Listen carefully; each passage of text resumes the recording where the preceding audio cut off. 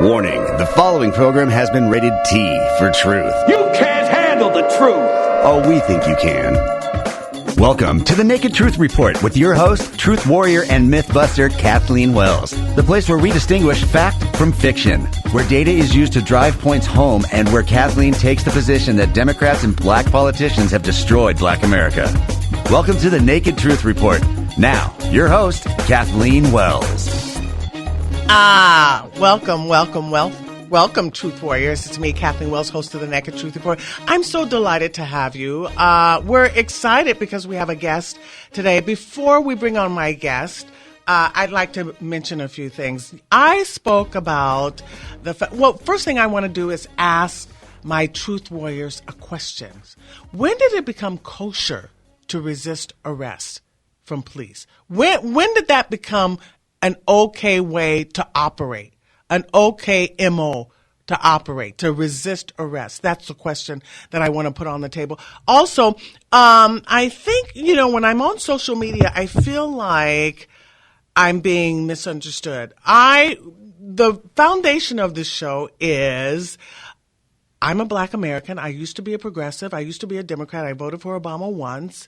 When I started looking at the data from Dr. Claude Anderson, when I started realizing that black Americans are adversely impacted by illegal aliens, high immigration, starting even in the 1800s, when I started learning that data and learning the accurate political history, I realized I could no longer vote Democrat. What has the Democratic Party done for black Americans for 6 decades? That's the question. I've asked myself that repeatedly.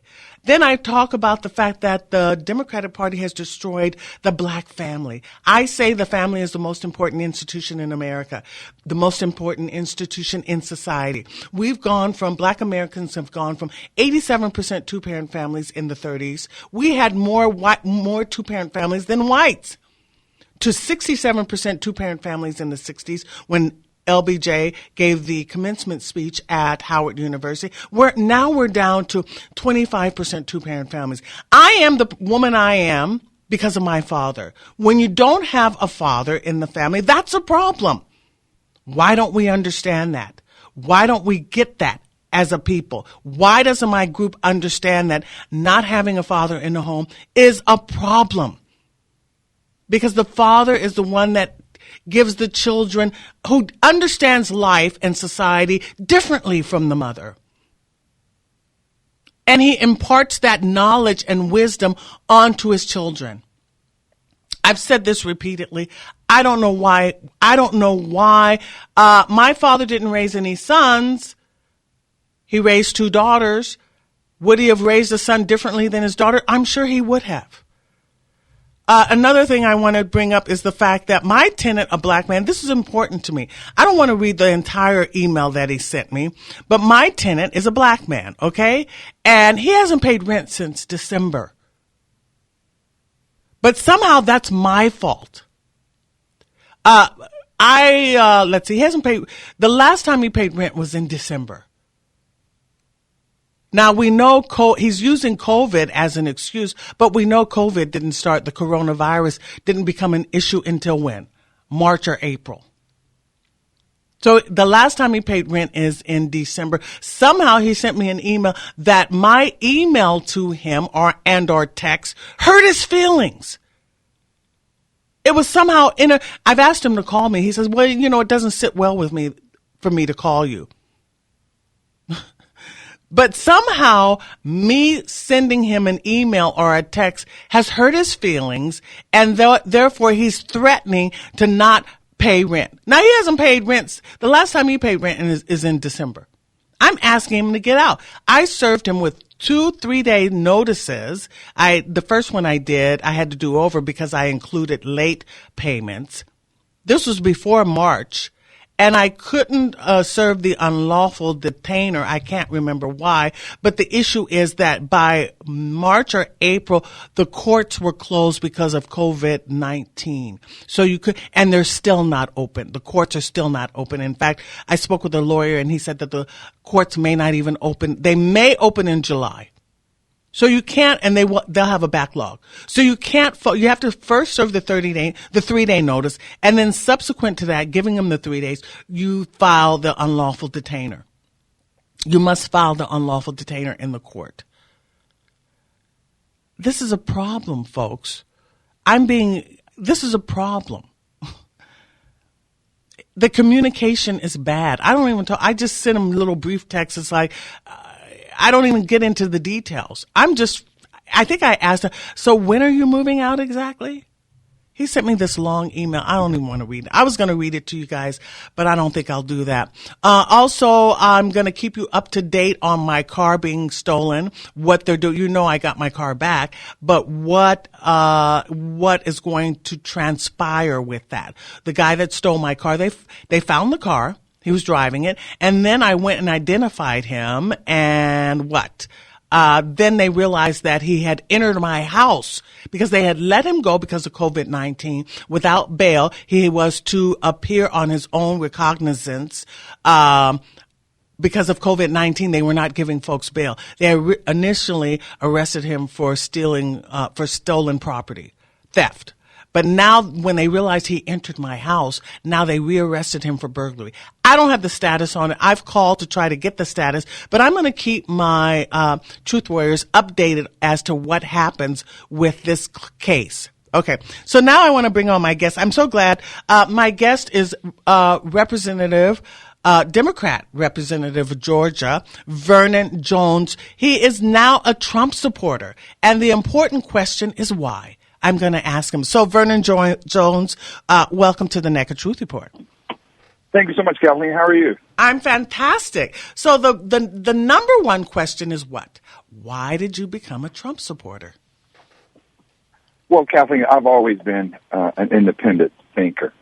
I've always worked hard across the aisle to have bipartisan support on legislation. And when I was county executive, when I dispatched my police, fire rescue, sanitation, we didn't question someone's party affiliation. We just provided essential services and results. This president, President Trump, in my opinion, is best described by the results. What he said he's going to do, he goes and get it done. When you look prior to this pandemic crisis, there was a record number of unemployment. A record number of low unemployment. There was a record number of high employment, if you will, certainly across the globe, across the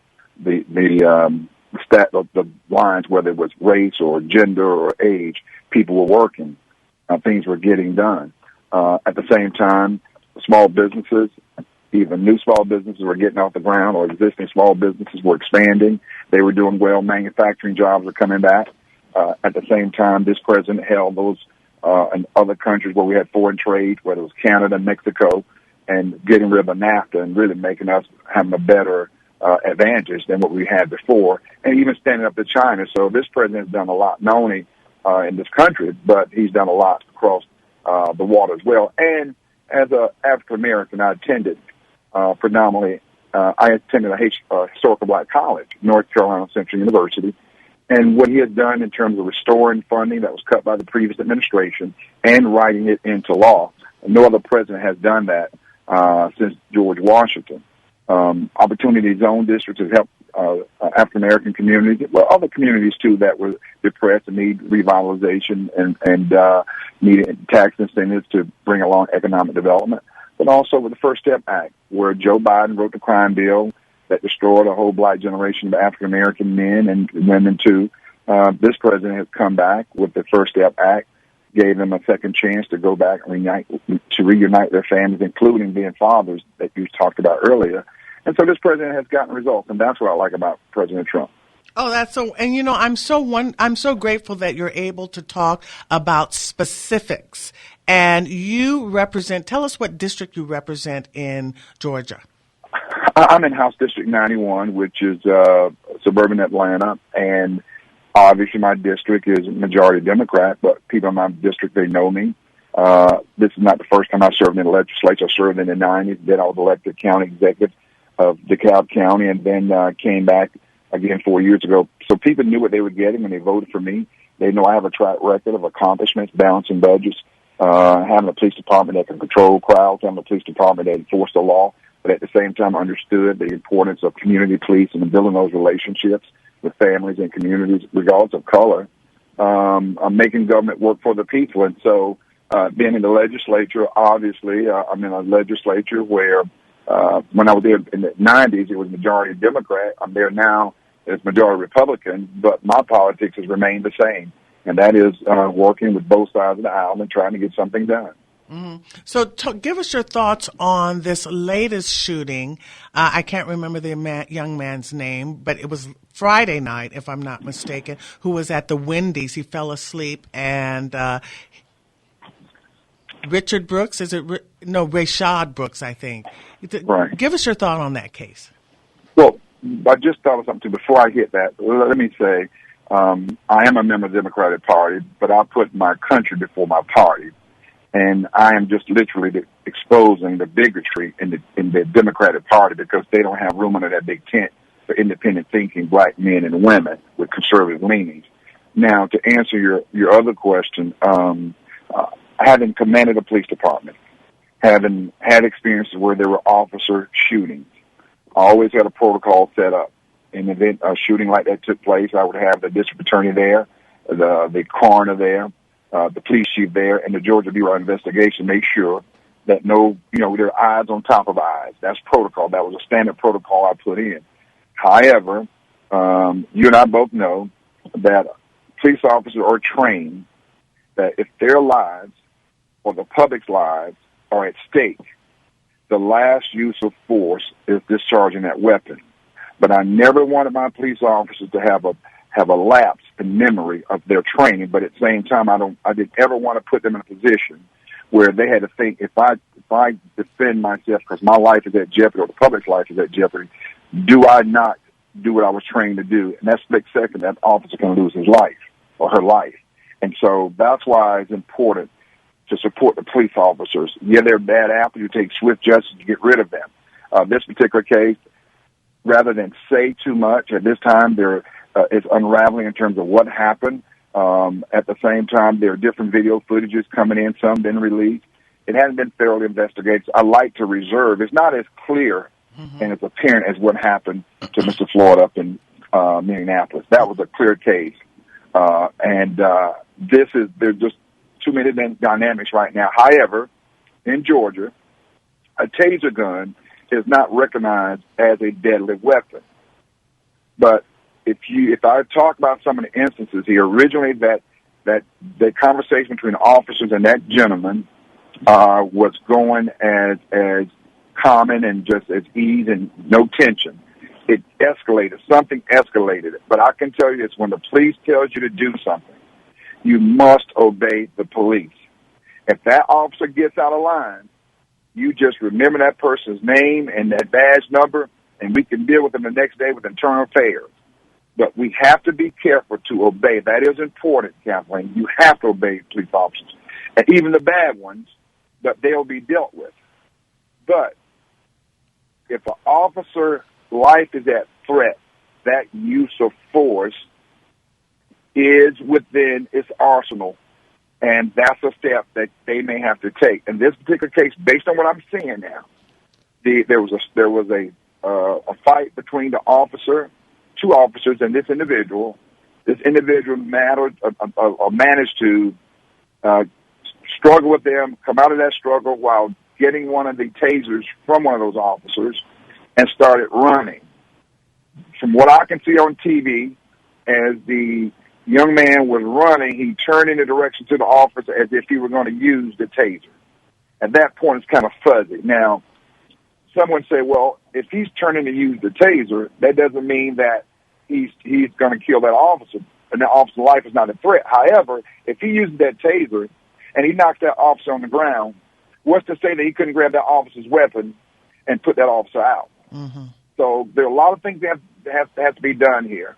A lot of steps have to be taken to thoroughly investigate that. First step, they did fire one of the officers and the others on administrative leave. So we have to let that sort of evolve and look at more of the facts as they come out. Mm-hmm. Well, even the George Floyd wasn't everyone agrees in the entire world, that what we saw, I didn't look at the video, I heard it described. Everyone agrees that that was wrong and evil, what that man, the police officer, did. However, I want to say this. Wasn't George Floyd resisting arrest?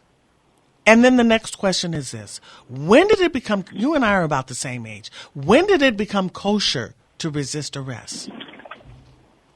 Well, I think you're a lot younger than I am, Kathleen. So, but no, I just look younger. Okay, then. Well, you got me beat. Well, let's say this: when you saw them arrest Mr. Floyd, he was in handcuffs, and first they sat him down next to the building. Mm-hmm. Then there's no more footage, and next thing you see, he's down, face down, in handcuffs, with the officer knee on his neck. Mm-hmm. He is definitely not a threat to the officer. There are 3 other officers standing around. He is not resisting arrest at all.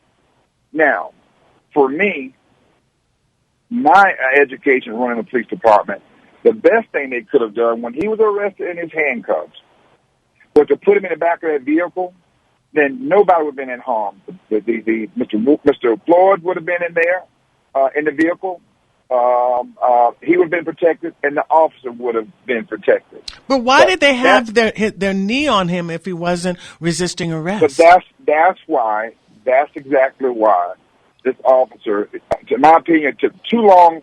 Matter of fact, it was initially said that the officer didn't do anything wrong.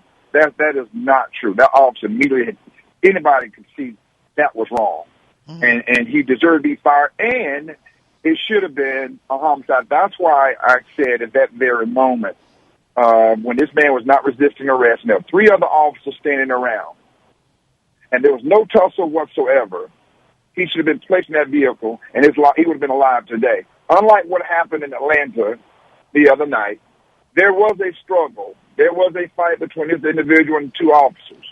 After initially a calm conversation, and it was determined that it may have been, there was a breathalyzer given, it may have been under influence, but still, when an officer tells you something, see, we always talk about officers needing more training. The public needs more training. Right. The public needs to be told, you obey that officer. Well, now, normally people used to get that kind of training from their daddies. Now, there you go. That's the home training. That's the discipline. But let me tell you, if you can't discipline your own children, how many times we've seen children when they're small and they hit the parents' back and they say, "Oh, that's so cute." If they don't respect their parents, how are they going to respect somebody else? Mm-hmm. And if you don't respect a person who's wearing a badge, if you're willing to get in a situation with a police officer, a physical altercation with a police officer, that's dangerous for both parties. Mm-hmm.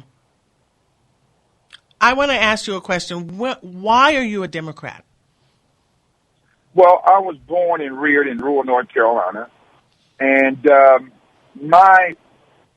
just like a lot of us, you just grow up based on what your family is. You know, if your dad's a Democrat, you grow up as a Democrat.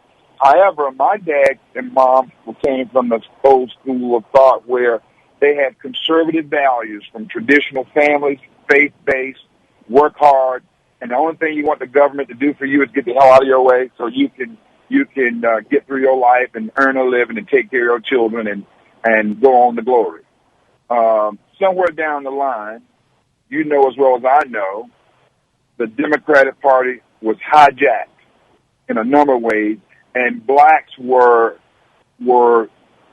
brainwashed into believing that the Democratic Party is a party for black people, when in fact the injection of that liberalism really destroyed the black family. Mm-hmm. It's time now, as someone say, for the black family to destroy the liberalism. That's what I think. And you know, I always call it free sex feminism. When you have sex, ladies, with a man without getting commitment, without getting marriage, you're headed down the wrong path, because you may end up getting pregnant, having a baby, and bringing kids into the world without being married makes it more likely than not that you will experience poverty. Well, I have to say this now. I'm going to disagree with you a little bit on this. Now, I do believe in traditional families. Don't get me wrong. But sometimes traditional families are jacked up. All right? Responsibility, whether you grew up in a family and maybe your parents weren't married, but that father understood the responsibility of that child. All right? And it was about the child, about putting the child first. Mom and daddy may not be able to get together, but it was a child first. And at the same time, those two, they get together, as my mom called when the birds and the bees get together, you both know what you're doing. You know if you're taking those preventative steps. So, I just don't think you always have, because I have friends of mine who come from single families, and they've turned out amazing, including two of my nephews. But then I have some that have come from traditional families, and when I mean traditional, let's say two parents in the house, and then things didn't go so well. But that emphasis, that education, it was a part of the culture. That cultural is now under attack, where we stress those things. Look, you work hard, you get educated, you stay out of jail, you provide for your family, and you want your kids to have a life better than you had. Those things that they at one time was a part of our culture is being in many ways eroded. And it has been for decades. It has been for decades. We're going to take a break, but how do you feel about taking phone calls? Oh, love to take them. Okay, yes, great, because I have a lot of truth warriors. I'm sure they'd be interested in calling in after the break and asking you a question. We're speaking with Democrat Congressman from Georgia, Vernon Jones, who is now a Trump supporter, believe it or not. It's a good thing. So I also want to share with you my new sponsor. You guys know I have a new sponsor, Balance of Nature. Yes, I'm able to do my show now. Why? I'm able to do my show now without notes. Why? Because I take Balance in Nature and my memory has improved. Not only do I have more energy to walk every day, I walk 1.6 miles every day, but I think I'm going to up that to 2 miles a day because I have the energy to do it. So Balance of Nature, if you enter the code Naked Truth, you'll get 35% off. That's 12 servings, more than 12 servings of vegetables and more than 12 servings of fruit. So that's it's more than 31 servings of fruits and vegetables. Yes. Enter Naked Truth in the code and you'll get 35% off. Go to balanceofnature.com and I'm testifying that it's a good thing, that I'm benefiting from you taking Balance of Nature. I'm in my 7th month. We're speaking with Representative Vernon Jones, from Georgia. He's a Democrat, and you can be a Democrat and a Trump supporter. They're not mutually exclusive. It's not like one or the other. You can be both. Democrat and a Trump supporter. It's a good thing. We'll be right back. Hi, we're Diamond and Silk, and we love the Naked Truth Report. Hey, welcome back. This is the Naked Truth Report. I'm your host, Kathleen Wells, and I'm so lucky to have as my guest Georgia Representative Vernon Jones. He represents what district again, Vernon, in Georgia, in Atlanta? I'm in House District 91. And by the way, I'm in the Georgia House of Representatives, not in the United States Congress, just in case.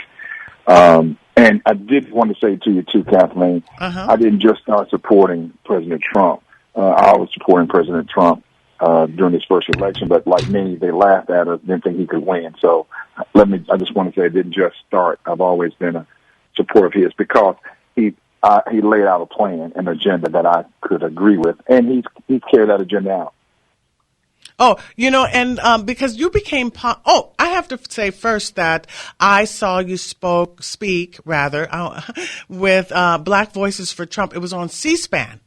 And that's when I heard you speak with Paris Denard and Miss Pearson. Exactly. And then, but before then, I had seen you on social media.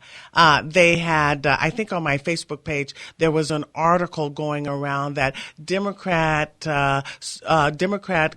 politician supports Trump. So it was like that was rather relatively recently. Sure. Yeah, that was before. That was subsequent to him being elected. I just saw that recently. So we have a call now from, let's see, who is, I had to put on my glasses, Jim in the South Bay. Hi, Jim. Welcome to the Naked Truth Report. Do you have a question for Mr. Jones? Yeah, hi, Mr. Jones. Good to speak with you. Hey, Jim. You're welcome. I like your independent voice. We got a real problem. We got a real problem here because it seems to me that it's not only just politically, but our society is really. This isn't about a left-right thing. Common sense is really going down the toilet. We have so many political leaders today that make stupid remarks. I could go with the mayor of New York, and it's just you wouldn't have heard political leaders a generation ago make so many stupid remarks and put their foot in their mouth. But then you look at how it's transforming our society, and you go down to the educational system, the breakdown of families. So where do you start? How do you begin to repair the society and so that it can survive? Because the way it's going, it's not going to survive without any without a balance, without a foundation. Like a house without a foundation collapses. So where would you start? What would you do? What would your suggestions be as far as that goes? Kathleen, Jim has an excellent point there, and I've been struggling with that as well. I think many Americans across the country have been struggling with that. Politicians now would say anything to get elected. And they allow the far left or the far right to dictate the agenda when most people are in the middle. Most people are rational. Most people are practical. And so we have to come back to the middle and govern and do it based on what is right. I said I put my country before my party. The way it is now, if a particular party comes up with a great idea, the other party wants to oppose them, and vice versa. We've lost civility even among people. Can you believe it now? If someone happened to be of a particular persuasion, express that through their First Amendment, now they can be under attack, they can be threatened, they can be pushed around, they can be assaulted. How do we get here? Jim, this has gone crazy. And so there's got to be an outcry because most people do not feel, for example, we want to abolish the police department. We'll hire social workers to make those house calls when there's a domestic violence case. Well, anybody in their right mind knows that one of the most dangerous calls a police officer can respond to is a domestic violence call. And so how do we get that far? How is it now when there are peaceful protests and they are being infiltrated by these various groups who come there with an agenda to destroy and burn down towns and then leave and go to the next city? We have to have our voices become louder now. We have to set aside partisan affiliation, and let's talk about, wait a minute, we're dealing with a very serious crisis now, the pandemic crisis. People have lost their jobs and their businesses. Revenues are down. Governments are going to be raising taxes to get that money back. And where they're going to go to get it from? Me, you, and Jim. That's crazy. So that's where our focus should have been. But look at what the detractors are doing, these left groups, these far groups out there. So we have to come back together like Jim. We have to elect people who are not just saying anything to get elected, even though it may not be popular in a political forum, but it's what's best for this country.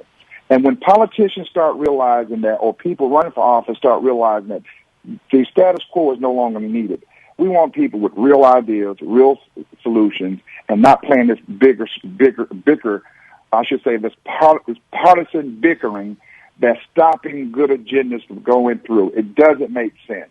And we have to have people like Jim coming out and making that known. Can I ask you just one more quick question? Yeah. It seems to me that this is going to have to go at the grassroots level with churches, with average people, because I'll tell you this, if you brought back people that are passed away that were from the World War II Depression era generation that had common sense, if somebody had thrown the idea up to them, hey, why don't we defund the police department, they would have thought, well, then that's as stupid as somebody suggesting, why don't we defund the fire department since we have fires? I mean, there needs to be, people need to start, speaking out and just defusing this idea that if you bring up any common sense that, they're going to call you a label and a name, because we're talking about the survival of our society. That's really the bottom line here. So do you agree with me on that, that the people at the grassroots level have got to start coming up? That's a good point. That grassroots level, but not only that grassroots level, organizations and churches and this and that, but we have to educate our children. I was talking to a friend of mine this weekend, and she said that she took her little daughter to one of the Black Lives Matter marches, and that's important. And yes, she wants her little daughter to be introduced at an early age that people should be treated right. However, you can't just go out there with hold up a sign and say Black Lives Matter, because, if Black Lives Matter so much, how is it that you can turn around and you can have a record-breaking number of murders up in Chicago, I think 18 in 24 hours? Nobody want to protest that. But then they want to go and burn down the city when a police officer kills an individual, which is wrong, and that needs to be dealt with in the judicial system. But Black Lives Matter, it's beyond just waiting for a white officer to shoot a black person. It should be when black people kill black people or white people kill white people. There should be, all lives should matter. So when we're out there protesting, there are so many groups that are infiltrating who really don't have the same agenda. That's why we have to educate our young people and educate ourselves. What are we really here for? What do these groups really stand for? Let me see if Black Lives are going to march in Chicago when you have 18 people killed in one day. It's just mind-boggling to me. So we have to really kind of go back to the basics, Jim. The greatest generation, that World War II generation. It's called the greatest generation. My dad was a part of that generation, served in World War II. But my dad wasn't treated fairly by this country. Matter of fact, my dad fought for this country when this country didn't fight for my dad. However, he instilled us with those basic rules and principles that this is the best country in the world. And if you want to get through and do something in your life, you work hard, you change the next generation, and then you educate and change the following generation. It's generational.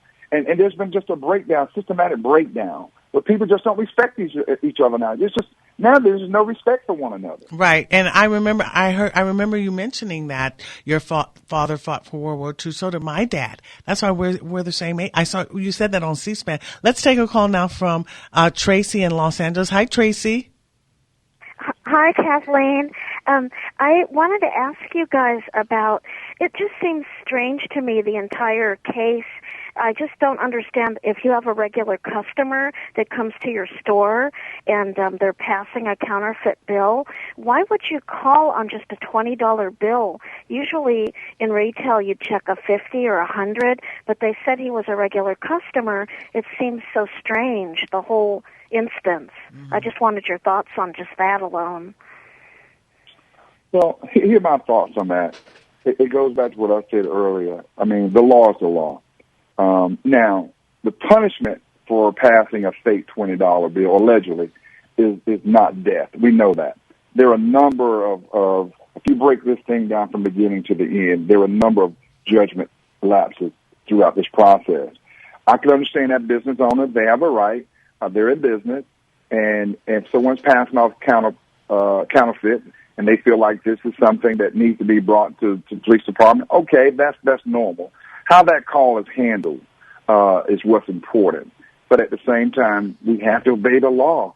I mean, if we get to a place where now, literally, we're now letting people out now they're not even having to go to jail. They just get arrested and get right back out without a bond. Mm-hmm. They don't come back, and they know they can break the law, mm-hmm. and they won't be jailed for it. There are no consequences. Right. Now, I understand we have to strike a balance. We don't want to do what happened with Joe Biden's bill, but we have to strike a balance. We have to hold people accountable. But that's how we were raised, that if you didn't do something right, there were consequences. What has happened to that now? Yeah, that old school stuff matters. Traditionalism works for folks. So why don't we take a call now from Joe in Buena Park. Hi, Joe. Welcome to the Naked Truth Report. Hi. Thanks for taking my call. Yeah. Mr. Jones, I'd like to know if you have African-American colleagues that work with you, and if you support each other, or if they feel that you supporting President Trump makes you, forgive me for saying, a turncoat or something like that. Yeah.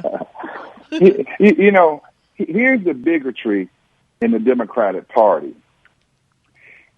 You know, when Democrats would vote for Republicans, they were elevated and called, Reagan Democrats. But when an African-American thinks like that, and an African-American say, okay, I'm a Democrat, but I support this Republican president, then all of a sudden you're an embarrassment to the party. You need to resign. You don't share our values.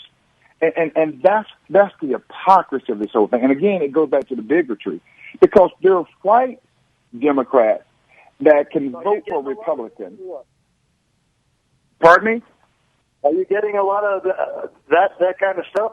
What would you say that they're saying you're against the party and you're against what we stand for? Are you getting Absolutely. The chair of the state Democratic Party and one of my colleagues in the General Assembly, she said I was an embarrassment to the party, and the party has nowhere for me. But that's what I was saying, Joe. I didn't leave the party. The party left me.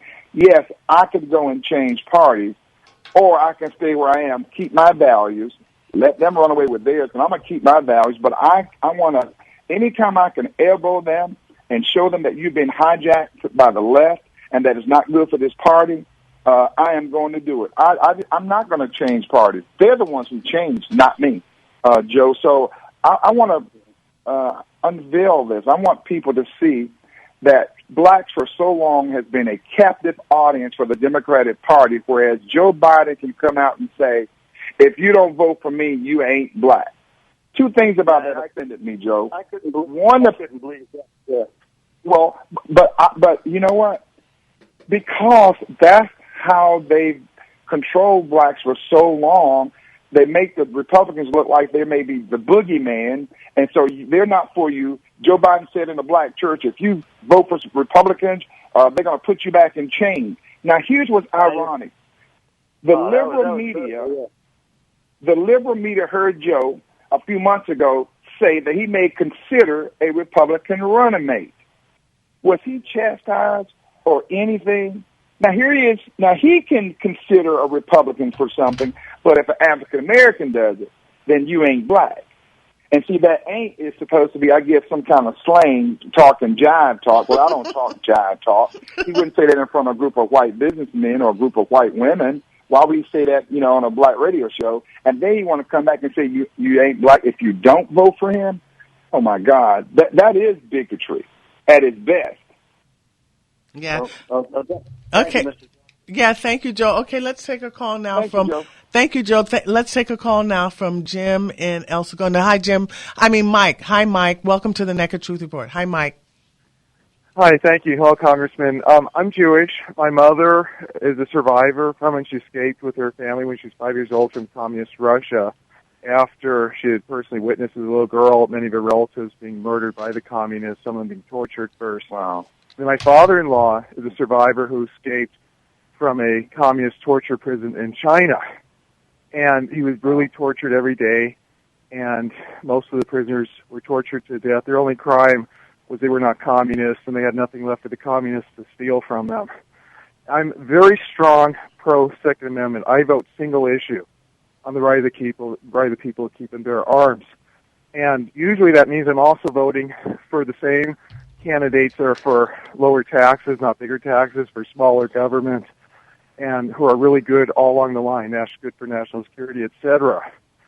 And I'm wondering what your position is, being that you're in the Democrat Party still, on the right of all law-abiding people, regardless of race, color, gender, etc., to own the self-defense, sporting, and collectible firearms of their choice. Okay, Mike, thanks for the question. Okay, Mike, thanks. And Mike, thank you, Mike. Listen, I was born and reared on a farm in North Carolina, and my dad, from an early age, when I say early age, maybe 6, 7, taught me and my 4 brothers the importance of a gun and how to use that gun and how that gun can be abused. But the fundamental purpose for that gun, and my mom did too, she taught us too, that gun was to protect the family from intruders or someone trying to hurt the family. And it was also used for hunting. We literally, we used that gun to go out and hunt game, and that was a meal on our table. That's real. And so I had a different value, and I had a different perspective of what that gun was for. My mom and dad didn't need a closed-in gun case to lock it up because they're afraid what we were going to get to it and do something wrong with it. We knew the purpose of that gun, and we better not touch it until it was appropriate. Now, with that being said, I'm the only Democrat in the state of Georgia that has received an A rating from the NRA. I'm a member of the NRA. I am the NRA. I believe in the right to bear arms. I also supported campus carry because I would hate to see a young lady who's walking from campus at night and some coward want to pull out a gun and rob her. I want her to be able to protect herself and let her friend Smith and Weston fire back at that individual. If they know that people are going to be able to protect themselves, they're less likely to come in and think they're shooting fish in a barrel. Because I don't care who you watch any of those perpetrators, when weapons, or I should say when bullets are flying back at them, they tend to want to Michael Jackson moonwalk and get the hell out of the way. So I'm a strong supporter of the Second Amendment. However, we have to be mindful that if you use a gun for the improper reasons, or as my dad used to tell me, don't carry a gun around when you're young because it'll make you brave, young man. I understand what he meant by that. If a young man has a gun and he's hanging out with it, and he gets a little altercation with some other guys, they're going to try to out young man the other one. And, well, I got a weapon, so I'm a lot more braver. So we have to be mindful of those things. But you can go to cities where they have the most strict gun laws in the world, like Chicago, and look at your record number of killings. Look at how many people have been shot and killed with guns. So it's who's behind that gun. But I support, and I'm glad he called in about that. I am a Second Amendment advocate, and I'm a responsible one, too. Yeah, the phones are just lighting up with you, Vernon. I got to have you back on. And also, I'd like to have Katrina Pearson and Paris Denard on. My Truth Warriors know what I say, so I'm sure they'd like to hear from other black conservatives other than myself, because I'm probably boring them. So why don't we take our last call? I'm not boring my Truth Warriors, but it's something new to have other black conservatives on the show. So why don't we take this last call now from Brent in L.A. Hi, Brent. Hi, Kathleen. Hi, Mr. Jones. Yeah, hey. Kathleen, you brought up earlier the word kosher, and I wanted to ask the question, why aren't kosher black Americans not renouncing and condemning the racist term and organization Black Lives Matter in preference to calling it No Lives Matter? That may be a little too philosophical. You know what? But still, that's his perspective, that's his voice, that's his view, and I respect that. My response to that, if you look at Black Lives Matter, the founders were lesbian women.